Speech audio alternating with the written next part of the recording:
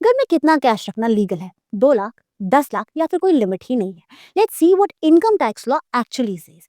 सबसे पहले ये क्लियर कर ले कि इंडिया में घर पे कैश रखने की कोई लीगल लिमिट नहीं है। ना कोई 2 लाख का रूल है, ना कोई 10 लाख का रूल है। इनकम टैक्स डिपार्टमेंट को कैश के अमाउंट से प्रॉब्लम नहीं होती, उनको प्रॉब्लम आपके सोर्स से होती है। अगर रेड होती है और आप कैश रखते हैं तो आपको बस एक्सप्लेन करना होता है कि ये पैसा आया कहाँ से। कैश तब प्रॉब्लम बनता है जब सोर्स एक्सप्लेन ना हो, कैश बुक्स में रिकॉर्डेड ना हो, आपकी इनकम प्रोफाइल क्या जस्टिफाई ना कर सके। याद रखें, अमाउंट इशू नहीं होता, सोर्स इशू होता है। अगर सोर्स एक्सप्लेन ना हो तो कैश पर हेवी टैक्स लगता है। 60% tax under 115 BBE, 25% surcharge, 4% cess और ऊपर से 10% की पेनल्टी। टोटल टैक्स इंपैक्ट लगभग 84% तक चला जाता है।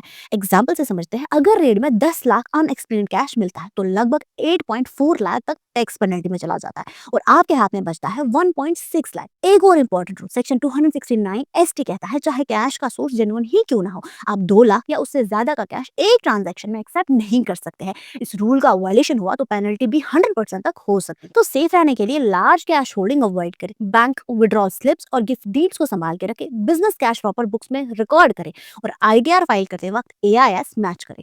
कंक्लूजन सिंपल है, कैश रखना इलीगल नहीं है, लेकिन अनएक्सप्लेन्ड कैश बहुत महंगा पड़ सकता है।